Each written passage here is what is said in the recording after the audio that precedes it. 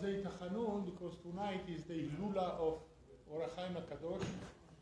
I wanted to speak about that, but Rabbi Michael, he's going to tell you about Rabotai, we were asked by one of our friends, who's the brother of my Chavuta. What's your first name? Yosef. Yosef. Who's the brother of my Chavuta, Rabbi Asher? לעילוי נשמת. לעילוי נשמת? מה השם של... סליחה? דוד בן רחל. וגם... מנחתו בגן עדן. אמן, וגם יהושע בן מיכאל הנוהג מתמר. מנחתו בגן עדן. Amen. So, Rabbatai, we were asked by our friend, he asked me, he says, it's a frank question, you know, I mean, a lot of people talk about this, you know, it's something which comes up very often in discussions, you know, it's like a fun topic to talk about sometimes. But, you know, it's important to understand what's going on with that. So the question was like this, you know, what about a person taking multiple wives? You know, is it allowed to do that? It's not allowed to do that?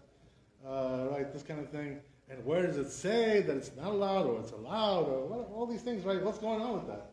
You know, let's touch on it a little bit, right? Okay, I see you guys are excited already. Everybody's excited. That's good. You know. That's good. Okay. You're hoping for some good news, I see, right? Okay. So anyway, right, let's talk about it a little bit. So the truth is that it says in Shulchan Aruch, in Ibn Ezer, right? He asked me where it is, so I found it. It's chapter Aleph, right? First Siman, Halacha Tet, right? Sif Tet over there. It says that a person can take as many wives as he wants. That's the halakha according to the Shulchan Aruch. He can take 4, he can take 40, or he can take 400 also, if he wants. That's what it says in the Shulchan Aruch. So, in one shot together, or yeah, that also works, right? We also found that, by the way, as I told my friend, right? That also works. You can do one wedding and marry 4 ladies at the same time. You know, save money, you know, because now weddings are expensive. You know, they're charging $250 a plate, you know what I mean? So you want to save money as much as possible. Right, so that's the thing. Okay, so that's what the Shulchan Aruch says. But the truth is, you know, that this requires a lot of explanation, a lot of, you know, guidance to understand what's going on with this halakha. And what the halakha is today, what the custom is today, and so forth and so on. So the truth is, you know, that there was a big chacham whose name was Rabbi Gershon, right, Maor HaGolah. So he was one of the big Rishonim. He was on the border of the Rishonim and the Gaonim, you know, around that time. And he made some decrees, you know, about this, regarding this issue. So what he says was that a person should not take multiple wives. That was one of the things that he decreed. He made takana like this, you know. By the way, the question is, you know, there's a question about these things, which is that it's written in the Rishonim, in the Rosh and other Rishonim, that since the Gemara was, the Talmud was sealed, right, Rav Asher, right, and Ravina were the ones who sealed the Talmud. Once the Talmud was sealed, we have no power to make new decrees, you know. So the question is, how did Rabbeinu Gershom, Maor HaGolah, make a new decrees like this, you know, make new decrees, not to have multiple wives and all kinds of things like this? Right? It's against what we know, that we're not allowed to make new decrees today. You know, let's say today, if I get together with Rabbi Aaron, right? Me and Rabbi Aaron, you know, and we bring one other rabbi, make a betadin, you know, big betadin like this, you know, big beards, you know. We can do it. So, you know, we get together and we say, okay, you know, we're decreeing from now on, you know, that you can't go into the mikveh at night, only in the daytime. You know, if you go at night, we're going to punish you for that, you know. So who's going to listen to us? Anybody's going to listen to us? They're going to think we're joking, you know, making some kind of a joke. You know. What kind of thing is this, right? Daytime, nighttime. Who made all kinds of rules like this? When it comes to women, by the way, there is a rule like that. The woman for the nidah can only go at night. Cannot go in the daytime, right? It's a halakha. It's very important to understand that, right? And you have to keep that halakha. That's why the mikveh is closed in the daytime. When they open the mikveh, you know what happens, right? When I walk home, always, right? I'm walking down 63rd Avenue here, going to my house. So what do I see? Always the mikveh lady, right? It's Rabbanit Makvala, right? What's her name? Makvala, right? She's coming to open the mikveh. When I'm leaving, she's coming to open the mikveh. Why? Because it's already coming night, right? So then she opens it at night. She doesn't open it in the daytime. Because women are not allowed to go in the daytime. It says in the Mishnah like this. You know, the Mishnah says in Masechet Megillah that a woman cannot go in the daytime in the mikveh. There are some exceptions, by the way, to this. I don't want to get into it now. This is not our discussion. But anyway, right, getting back to what we said, how can we make new decrees today, right? We already said that this is not allowed to do. So how did he do it? So the truth is that, one time I heard Rabbi Tzach Yosef, the chief rabbi, Shlita, he told us something interesting, that there is a way to make a takana even in our times. A new takana. So it's not really a decree, because a decree can only be met by the Bet Din, Sanhedrin, High Court. We cannot do that. We don't have any High Court. We don't have any High Court, we don't have any Middle Court. We have nothing, right? So what kind of thing is that? We have Bet Din of 3 people. That's all we have today. It's not enough to do decrees and all kinds of things like this. But anyway, the point is that today, the way it's done is like this. If all the Chachamim, the Gedolei Hador, get together, big Chachamim, this one from Brooklyn, this one from Yerushalayim, this one from Bnei Brak, they all got together. They had some kind of a meeting, right? Summit, some kind of ve'idah. So they got together and they said, you know what? This is asur. Don't do this kind of thing. They all agreed, all Gedolei Hador, and they made a takana like this. So this does take effect. So what does that mean? Is it considered to be like a decree? No, because technically speaking, you can't decree things today. There's no way to decree. So what is it considered to be? It's considered to be like a minhag. The rabbis made a new minhag. It's a minhag. This is the way it works. So we have, minhag Yisrael, Torahi. You know what they say, right? The minhag of the Jews is Torah. Especially when it was made by who? By the Chachamim, not by the Amaratzot, right? Some Amarat got together, 2 Amaratzot, 3 Amaratzot, made some new minhagim. We don't care about that. Who cares?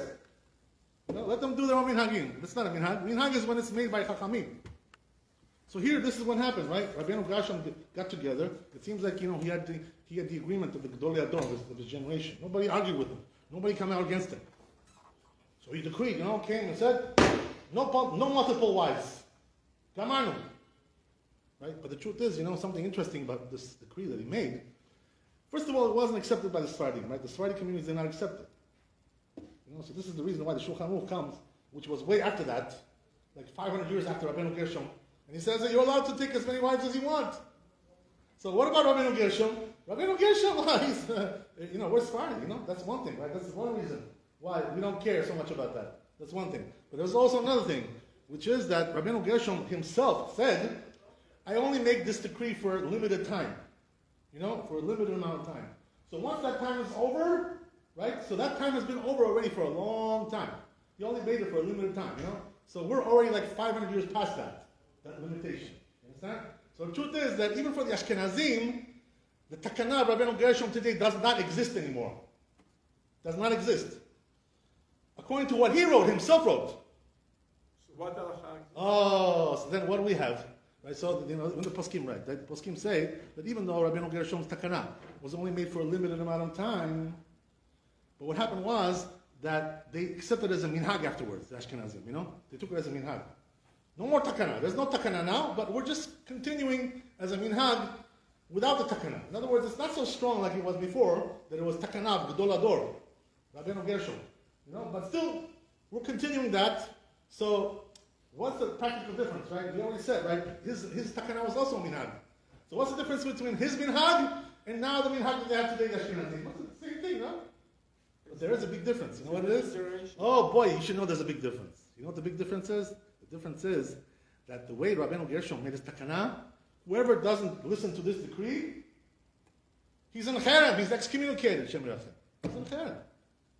He was a macharim on somebody like that. Can you imagine?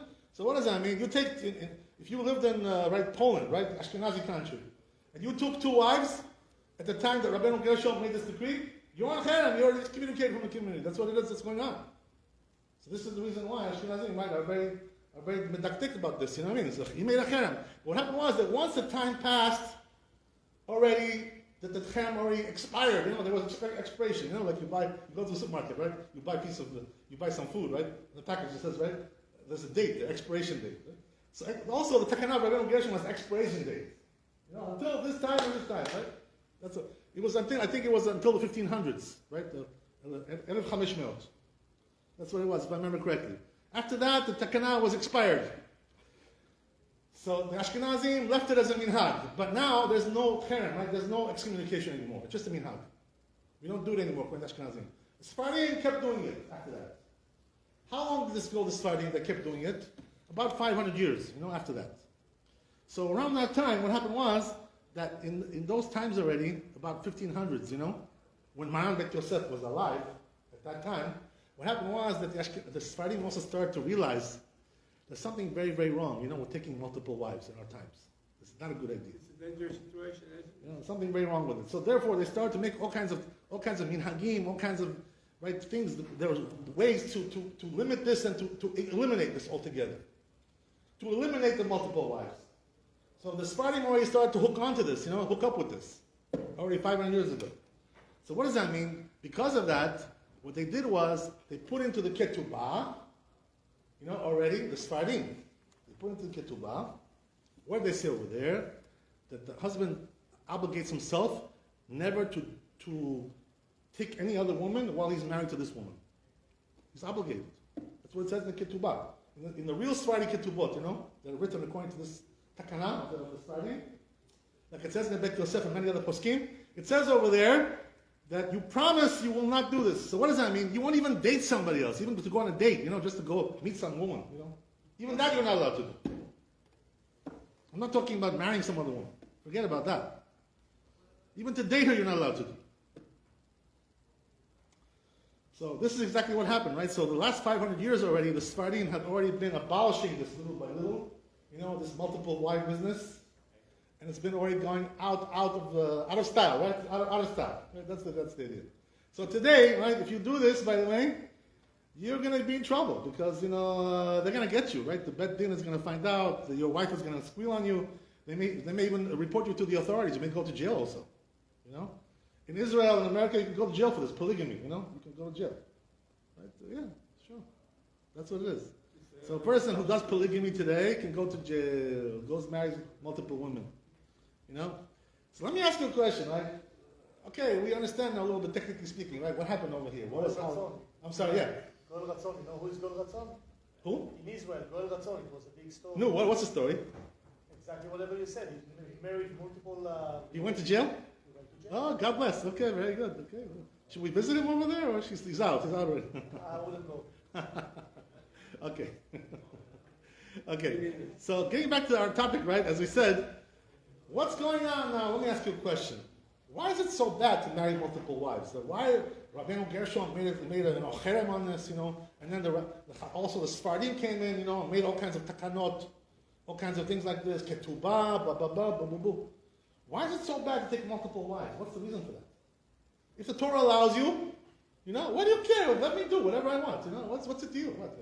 You don't want me to have pleasure in my life, to enjoy it? I want to do it this way. This is the way I want to do it. So let me do whatever I want to do. So you know what the answer is? The truth is, there's several reasons why this was abolished, to take multiple wives. But Maran, Rabbi Yoshem, he told us, what the main reason was? You want to hear this? Right? I told you already, right? We spoke about it. So according to Maran, he looking at the poskim, right? I'm sure he looked over there, everything, he looked. He said the main reason was because of infighting, because of rivalry between the two wives. They start to hate each other, They start to get rivalry there. So what happens is that there's jealousy, there's rivalry, there's fights going on.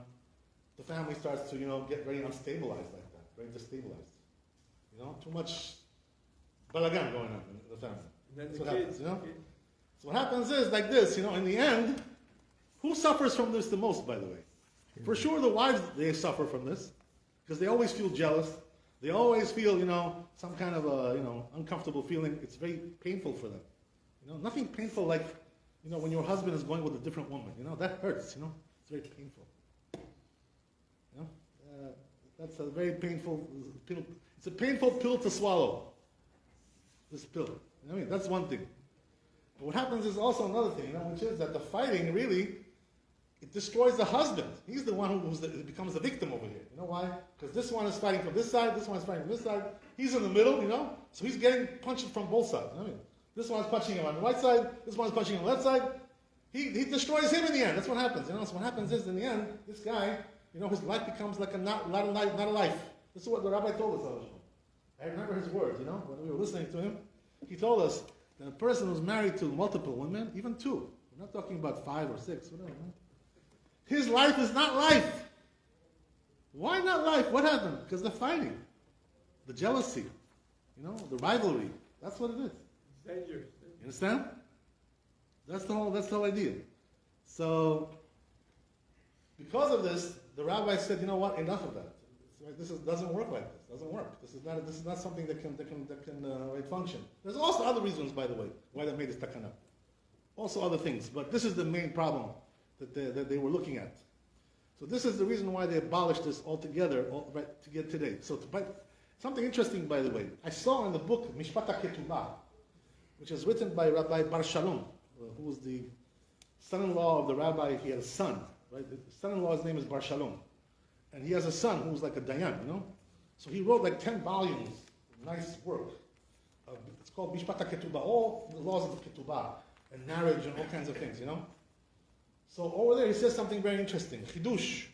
But you know, he's saying something which needs to be examined. It's probably correct. It's probably the right halakha, what he's saying. What he says over there is like this. Let's say, you know, there are, by the way, when you go to the store today, you see, you know, there are many ketubot, you know, you can buy. If you're a rabbi, right, you want to do a wedding, right, you want to do chuppah. So there's like, you know, you have 10 types of ketubot to pick from. This one is Sfardi, this one is Ashkenazi, this one is this, right, all kinds of different types. There's 5 types of Sfardi, 5 types of Ashkenazi. How much it cost? You know, you have all kinds of things. So, you know, like you have to choose which one. So the truth is, you know, they're not all the same, by the way, these ketubot. Some of them are very standard, like very, you know, just like basic, you know, stuff. In other words, they don't include some of the modern things that have been included in the ketubot after the times have passed. They don't include anything. But when you go to the Rabbanut today, you know, in Israel, and you ask them for ketubah, they sell ketubot, by the way, the Rabbanut. How much? Very cheap. You're not going to get cheaper anywhere else. You want to order ketubot, you want to do some chuppot, right? Go over there because, you know, you're not going to price like that, get a price like that anywhere else. Over here, they'll charge you $50 minimum for ketubah, $100, $500. Over there, it's like we're talking about pennies. You know what I mean? Like, you know, a couple of shekels, you know what I mean? Nothing. But you see, right, what's the difference? The ketubah, the Rabbanut, has already included all the things which were instituted by the Sfardim, you know, the new things that were instituted, like this minhag that we said, right? You obligate yourself over there not to take multiple wives and so forth, so on. So what happens is that the ketubah over there is meshuchlal, you know, it's like already like, you know, up to date. But the ketubah you buy in the store, you go to Gift World over here on Main Street, you know, you buy ketubah. You don't know what you're getting over there. It could be just a basic one. All the new things that have been put in there are not there. So, you may think, you know what? Yeah, this is good. You know, this is good for me. Why? Because it doesn't say here I cannot take multiple wives. Right? So if I take a ketubah like that, and I'm Sephardi, I'm not Ashkenazi, right? Ashkenazi, they cannot do it anyway, because this is their minhag. But I'm a Sephardi guy, right? So I want to be a wise guy, you know? Metukam. You know? So what do? I buy ketubah, which doesn't have this condition, not to take multiple wives.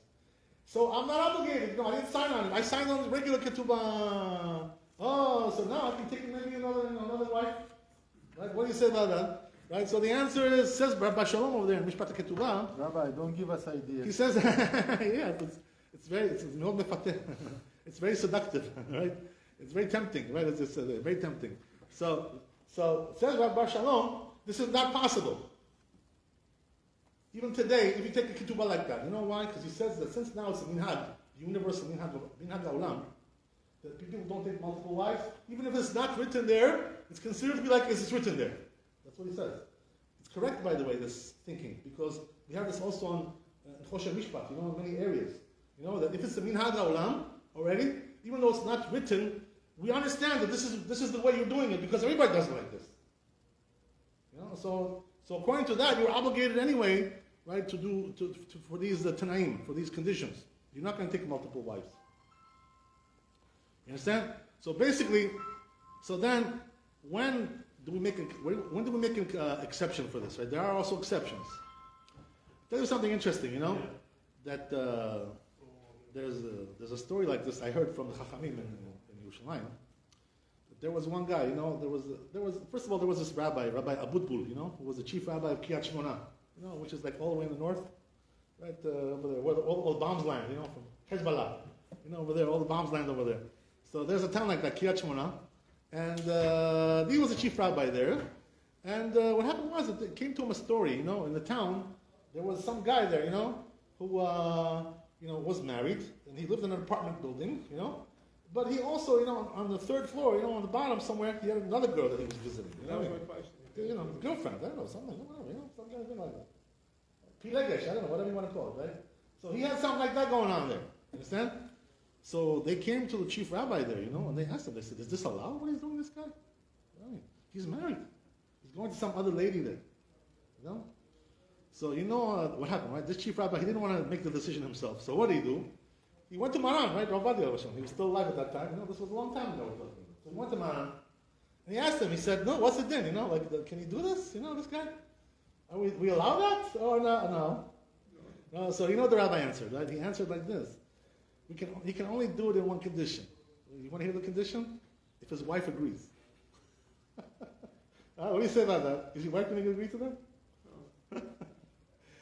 If your wife agrees, you can do it. What does it have to do with your wife? What's the connection? Connection is like this. Since you signed on the ketubah, you're not going to take any other woman, or the minhag olam is like this. So therefore, the only way you can absolve yourself from that is that your wife absolves you. Your wife says, oh, okay, you're a good boy, I'll let you do what you want. Yeah. Let's see if she does that, right? Go try that. You may get punched, be careful, just keep your jaw, on the other side, just in case, something happens. Right, so this is the thing. So the rabbi said, oh yeah, okay, if the wife agrees, no problem. But otherwise, today we have takanot on this already. We have minhagim. We cannot do that. So this is the thing. Today the rule is that a person is not even allowed to date another woman. When he's married, even to go out on a date, he can't do that either. That's crazy. So one thing is we said, right, he gets permission from his wife. There's also another thing, sometimes who gives him permission? Not the wife. Somebody else gives him permission. What, he asked God? He went to God? He spoke to God? No, you don't need God. Go to the Beit Din, right? The Beit Din, if they give you permission, it's good.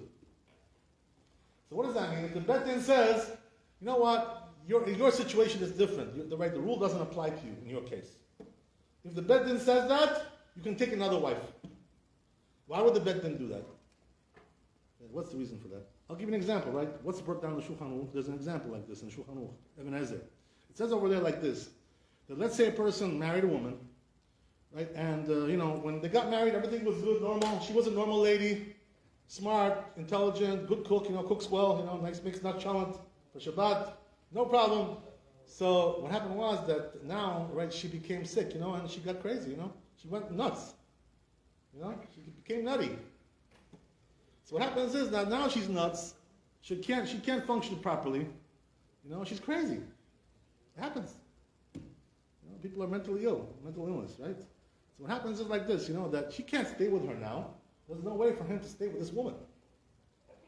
So what does he do? Right? Okay, so you know what? Let's divorce her, right? Get divorced. What's the problem? There you go. He's already waving his head. Good. You can't divorce this woman. That's the thing, You can't divorce her. Because it says the Shulchan Aruch that a woman who's like with nuts, like this, if you give her get, she won't be able to even guard her get. She's so nutty, She's so crazy. So you're not allowed to give her a get. You're not allowed to divorce her because you're going to leave her, like this unattended, and they're going to abuse her like that. She's going to get abused. So this is the reason why the Chachamim made takana, right? Not to divorce a woman like this. You cannot leave her like that. So what do? So the answer is you keep her as your wife, but you take her also another wife. Because you can't live with this lady. So what do? You get her an apartment somewhere else, down the street somewhere, right? On the other side of Queens Boulevard somewhere. Right? It's something like that, right? She lives by herself. She's still married to you, but you have to also take another wife because you have to have your own life. You need somebody to help you, right, to live your life. So therefore, the solution is like this. The Beit Din will allow you to do that because they know in your situation, there's no other way. I'll give you another example. We'll stop here. I don't want to take you too long. There's also the example which is that this is like halakha also in Shulchan Aruch, right? We learn this from the story of Abraham Avinu. What happened to Abraham Avinu? He married Sarah, right? And they were both barren, right? They were both, right? Not able to have children. Both of them, not only her. He was also barren. So what happened was that when they came to Eretz Israel, they stayed for 10 years together, And then, right, she couldn't have children for 10 years. So halakha says, if you marry a woman for 10 years, she can't have children with you. What do? Divorce her and take another wife because you have to do pruvu. You're obligated to have children. What's more important? To stay with this wife or to have children? To have children is more important. Why? Because your commandment from the Torah. You have to have one boy and one girl. If you don't do that, Shem Yirachem, what's going to happen to you, right? You're going to get punished. Shem Yirachem. Kafakela, you know what goes on, right? The Kabbalah, what it talks about, what it says about this. I don't even want to tell you, I want to scare you. What happens to a person who didn't do mitzvah pruvu? How much they punish him. He has no portion in the world to come. He's outcasted. What if he wasn't feeling good and he couldn't get married? Okay, there's all kinds of reasons, you know. I'm not talking about that, right? Anus rachamana patre. You know, if he's anus, he can't do it, he's patur. I'm talking about somebody who could do it, but he didn't want to do it. You know? So in a case like that, what happens is like this. We give it 10 years. That's what we learned from Abraham Avinu. They gave it 10 years. What happened? Once it was 10 years past, so, you know, she gave her to be with Hagar because, you know, he had to do pruvu. That's why they brought in Hagar. That was the whole thing. You understand? So same thing here we do also in the Shulchan Aruch. What does it say in Shulchan Aruch? When a woman cannot have children, right, whatever, you live with 10 years, we divorce her and find somebody else. I know, by the way, somebody, my friend who learned in my kollel in Eretz Israel, he did this. Sephardi guy, Moroccan guy, you know? And what happened was that he married a woman, couldn't have children with her, waited 10 years, divorced her, married somebody else, and had children with the second wife. It happens, yeah. It happens, you know? But the Ashkenazim they've already nullified this halakha. The minhag by them is they don't do it. What does that mean? They stay with the woman even though there's no children. They don't get divorced. I'm sure there are good reasons why they do that, right? I don't want to get into the whole thing, right? What the reasons are. But the point is, right, that this is the halakha. So what's going to be, right, for a Sephardi guy, right, who wants to have pruvu, his first wife couldn't have children. So what does he do? The Bet Din will give him permission, right, to take a second wife sometimes, you know, whatever, or you know, something like that. Even though he has to stay with the first one sometimes. Sometimes he has to stay with her, whatever. It doesn't really matter. The point is, right, that in a case like that, where he has to do pruvu, the Bet Din may allow him to take another wife in certain circumstances. So this is what happens, you understand? So pruvu is very, very, very important, you know, but this is the way it works, you know. So sometimes we do allow a person, even today, nowadays, to have multiple wives for these kinds of reasons, as we mentioned. But in general, you know, just for pleasure, you know, just for, you know, kaif, you know, the kaif. No, for that we don't allow. I'm sorry, you know. I apologize, you know, if I disappointed you. But it's not allowed for that, for those reasons, you understand? ברוך ה' לעולם, אמן ואמן. רבי חנניה אמן כשאומר, יצחק הקדוש ברוך הוא זכות ישראל, לפני חלקי בא להם תורה מצוות, שנאמר לחפש, למען צדקו יגדיל תורה וידעים. קדש, שמי רבה. אמן. חי יכול וירוכו, חי יכול אמן. שמי רבה, ורח